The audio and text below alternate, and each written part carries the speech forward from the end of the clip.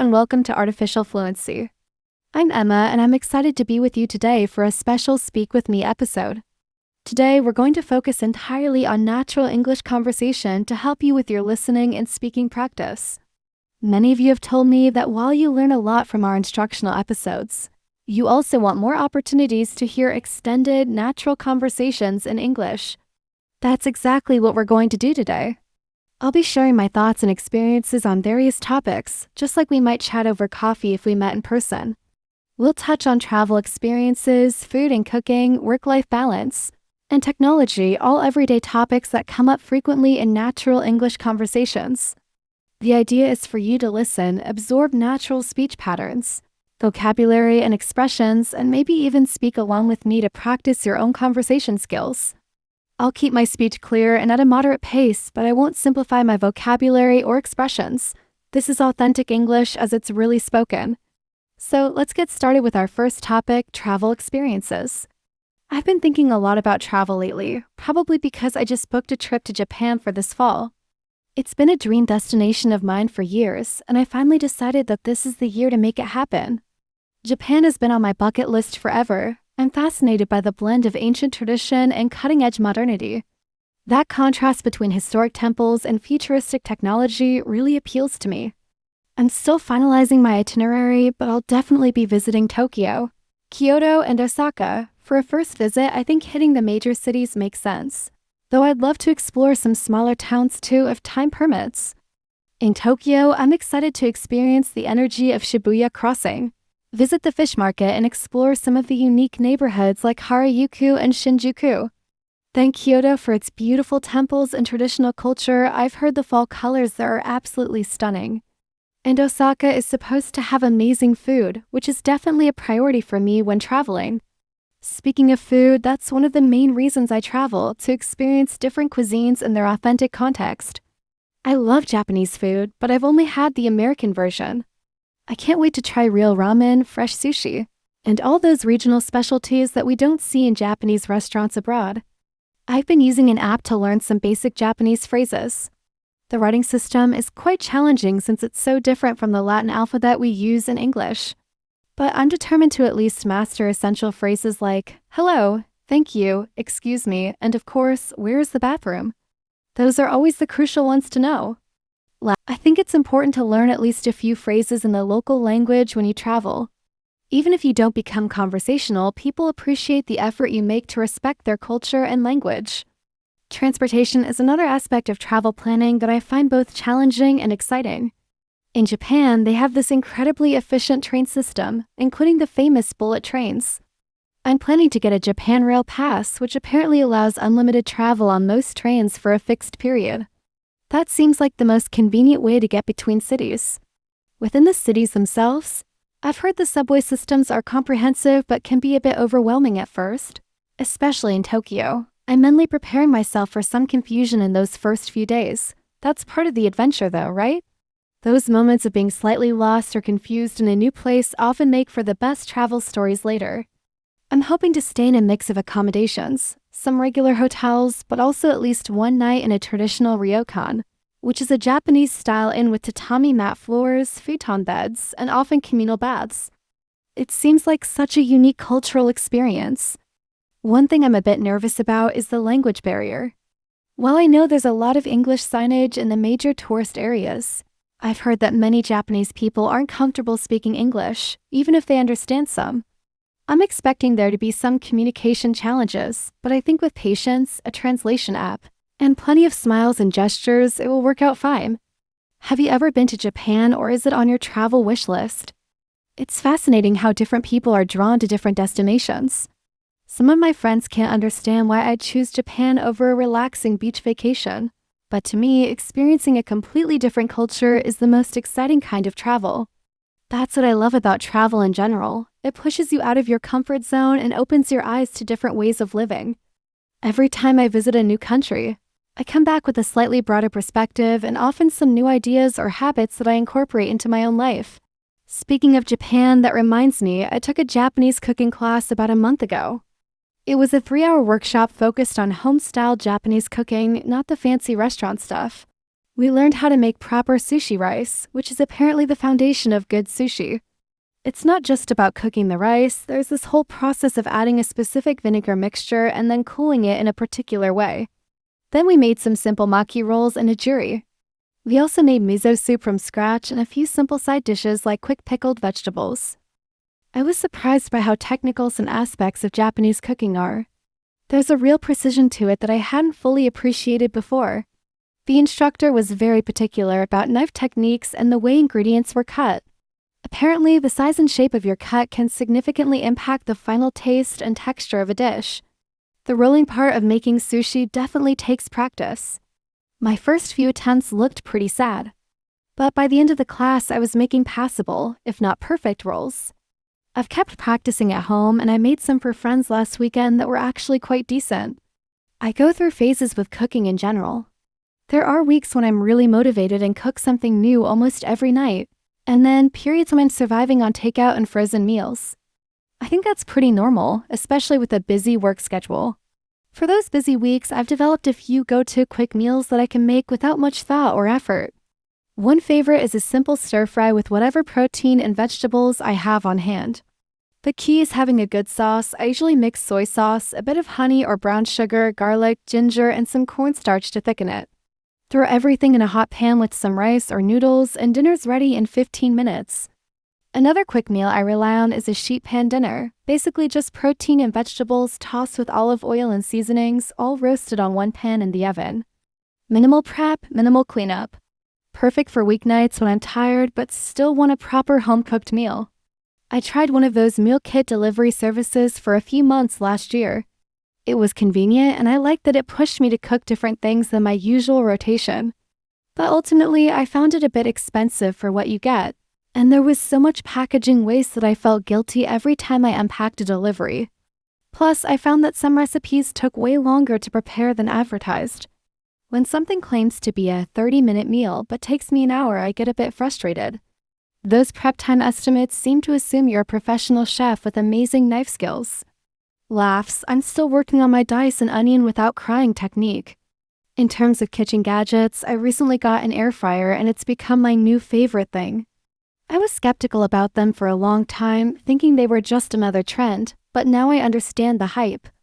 It's great for quickly cooking vegetables with minimal oil, Brussels sprouts, broccoli, sweet potatoes. They get this nice caramelized exterior.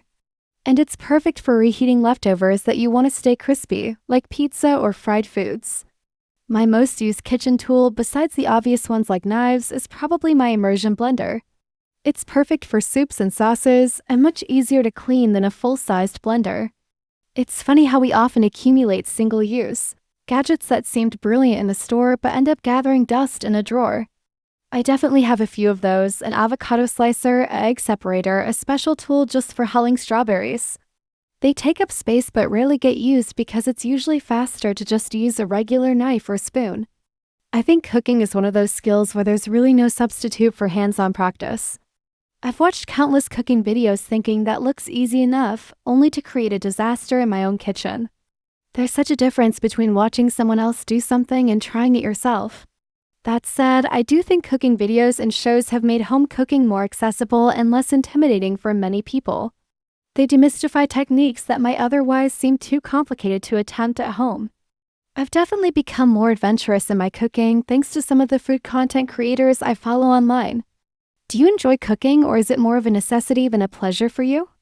I find that people tend to fall into one camp or the other, though sometimes it depends on the day or the specific dish.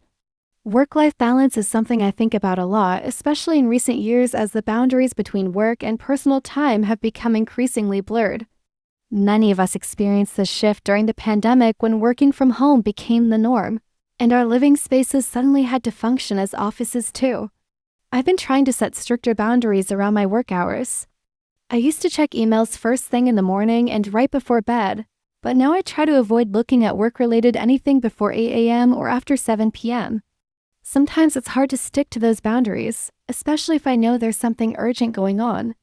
But overall, it's getting easier with practice. I've also started keeping my phone in another room when I sleep, so I'm not tempted to check it if I wake up in the middle of the night. That small change has made a big difference in my sleep quality. It's so easy to fall into the trap of checking your phone if you wake up, and then of course the blue light makes it harder to fall back asleep. It becomes this vicious cycle of poor sleep, which then affects your energy and focus the next day. I've also been trying to be more intentional about how I spend my free time. It's so easy to collapse on the couch and mindlessly scroll through social media after work, but that doesn't actually leave me feeling refreshed or rejuvenated. I've been making an effort to read more actual books rather than just online articles and social media. Even if it's just for 20 minutes before bed, it feels more fulfilling. And I've been making more plans with friends. Real face-to-face interaction makes such a difference to my mood and overall well-being. I think the pandemic really highlighted for a lot of people just how important in-person social connection is.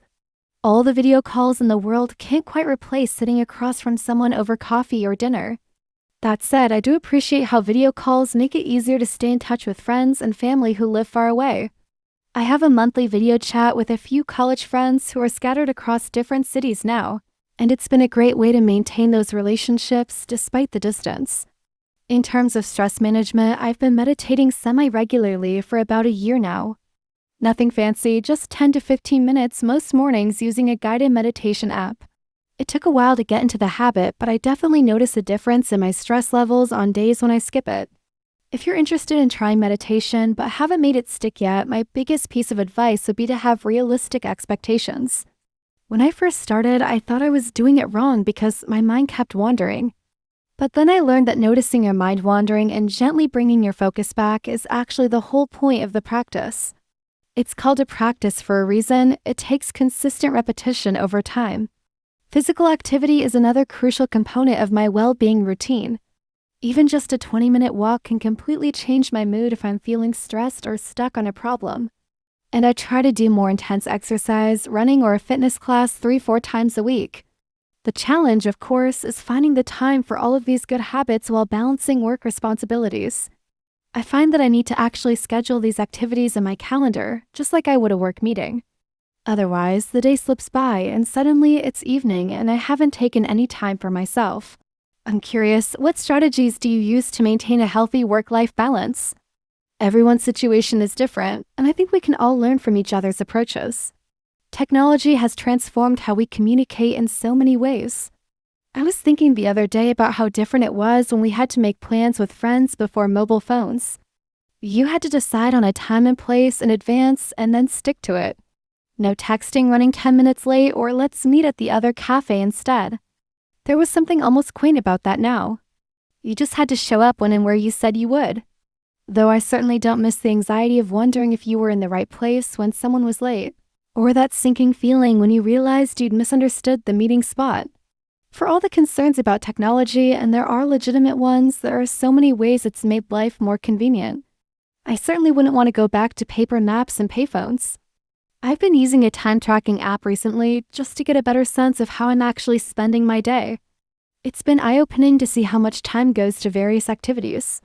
It can definitely be a bit of a reality check. Laughs, but I found it helpful for making more conscious choices about how I spend my time. I've also been using a language learning app pretty consistently for about a year now. I'm trying to brush up on my French, which I studied in school but haven't used much since. It's satisfying to maintain a daily streak, even if it's just for 10 to 15 minutes. My comprehension has definitely improved, though my speaking is still pretty rusty. I need to find some conversation partners to practice with.